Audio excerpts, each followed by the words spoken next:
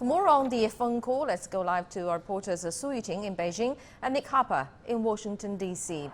I'll start with you, Yuting. So what can you tell us about the phone call from the Chinese perspective? Yes, Dongning, this is the very first time that President Xi Jinping and U.S. President Joe Biden speak with each other since President Biden took office in January. And their first phone call comes at a very important and special time when the Chinese people are starting to celebrate the traditional Chinese Lunar New Year holiday. And President Biden has shared his greetings and well wishes to the Chinese people on the occasion of the Chinese New Year. And this is obviously a very positive and friendly signal. President Xi Jinping has also called for the resumption of the dialogue mechanism, which has been suspended since March last year.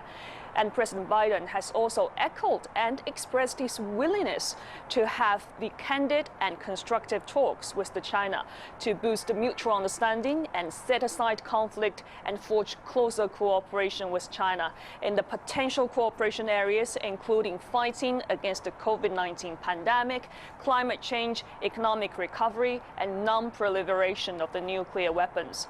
And President Xi Jinping has also said he hopes that the two sides will uphold the spirit of non-conflict, non-confrontation, mutual respect, and win-win cooperation, focus on cooperation and manage differences, and advance the healthy and stable development of China-US ties.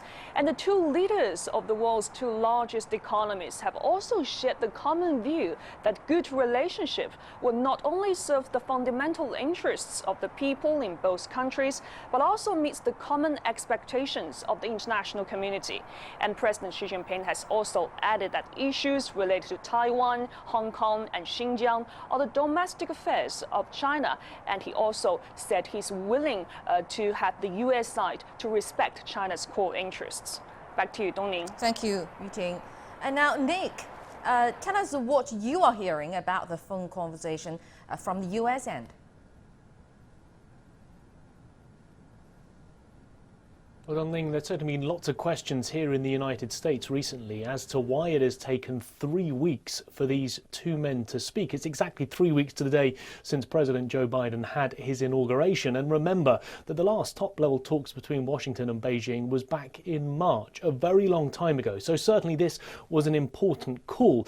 But bear in mind, it also took exactly 3 weeks for the former president here, President Donald Trump, to pick up the phone and talk to President Xi. So they spoke about a number of issues of shared interest. The White House putting out a statement saying that they spoke about shared challenges, including the COVID-19 pandemic and climate change, a number of things that clearly President Biden knows that he needs Beijing's cooperation on, areas where he knows that they're going to need to work together.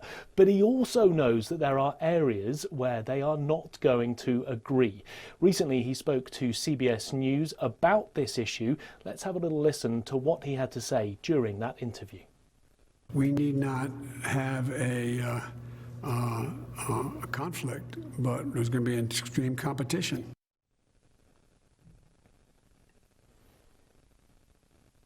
Extreme competition. We certainly knew going into this that President Biden was going to continue that tough stance set out by his predecessor, President Trump. The White House statement making it clear that President Biden talked about those issues. The statement saying that Joe Biden expressed fundamental concerns about Beijing's coercive and unfair economic practices, the crackdown in Hong Kong, and human rights abuses in Xinjiang. So certainly areas of cooperation and competition. Joe Biden knows that he needs President Xi's help, but he also knows that there will be some issues where he intends to take Beijing to task. That extreme competition, I think, begins now with that phone call. Dongning.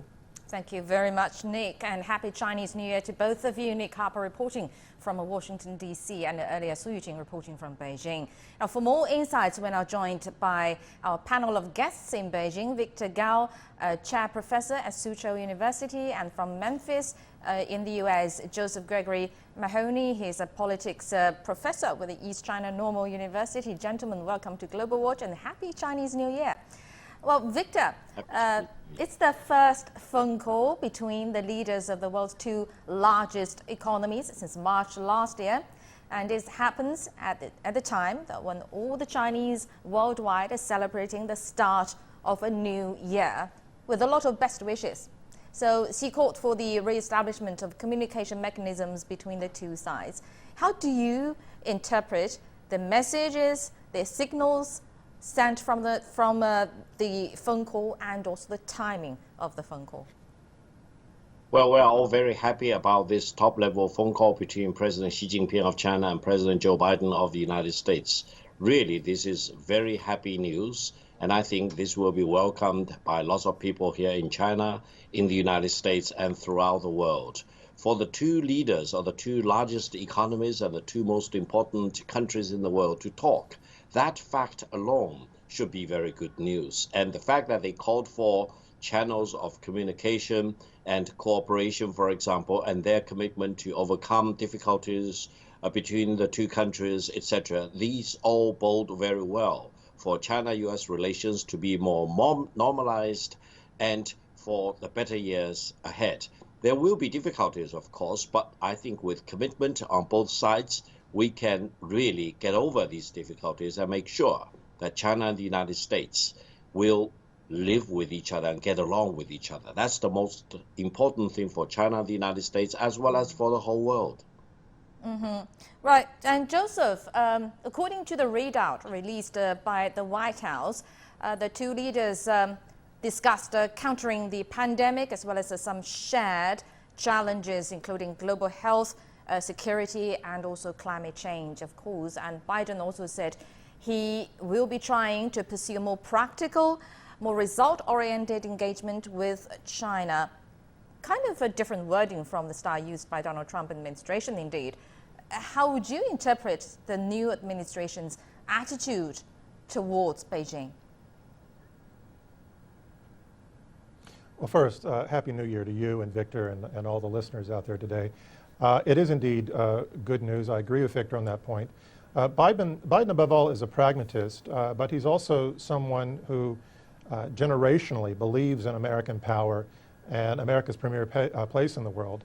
And he understands, I think, as a lot of people do, that Trump's foreign policy, and above all his policies towards China, were a disaster and had a very negative effect, not only on the relations, but also a negative effect on the world in terms of our capacity to deal with climate change, the pandemic as it emerged, and it really has left us in a hole.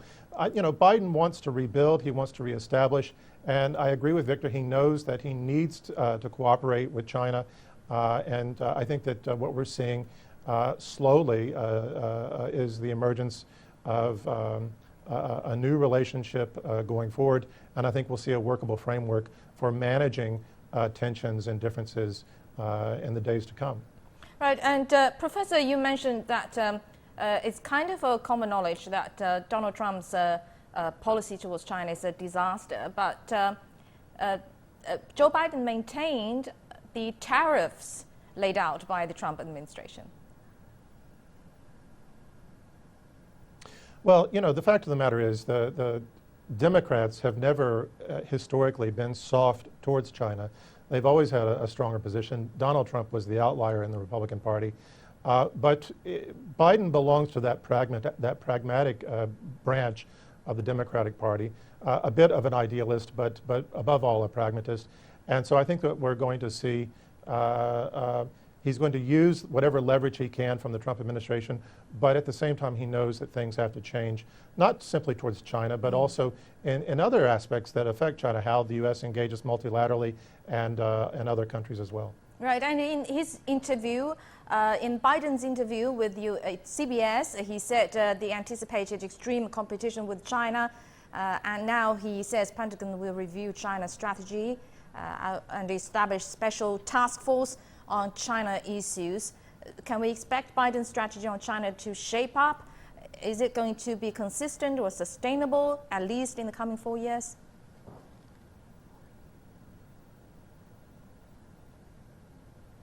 I think that what we're going to see is a strategic review, certainly. I think that there have been several containment strategies advanced by the United States against China over the last 20, 30 years. Trump's was not the first nor the last. I think we're going to see a rethink. The Indo-Pacific concept is still being used by the Biden administration, so I think that's going to be part of the framework. I think what we'll see is a new articulation of red lines, but perhaps some mechanisms to better manage military communication so that we don't have accidental conflicts, so that we're not constantly testing each other and exposing ourselves to extreme risk. Right, and Victor, President Xi called for the re-establishment of a dialogue mechanisms between the two sides, apparently trying to build up mutual trust. But how difficult will that be, and what exactly can be done? Well, first of all, I think it will take some time.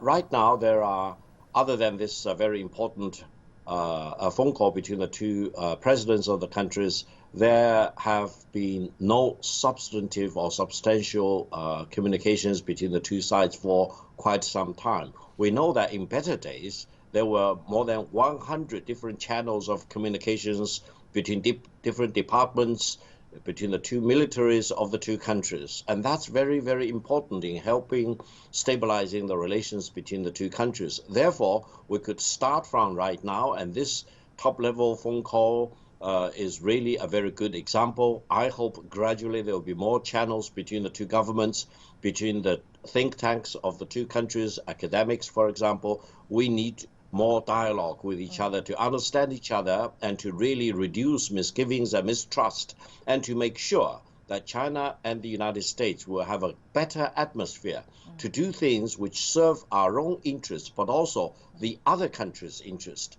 Purely serving your own interest at the expense of the other country's interest will not work between China and the United States. And I truly believe that President Biden and his team will be using a lot of their brain rather than their brawl, for example, in pushing their fundamental interest of the American people. Allow me to make another point. I think the fundamental interest of the American people and the fundamental interest of the Chinese people do not exclude from each other.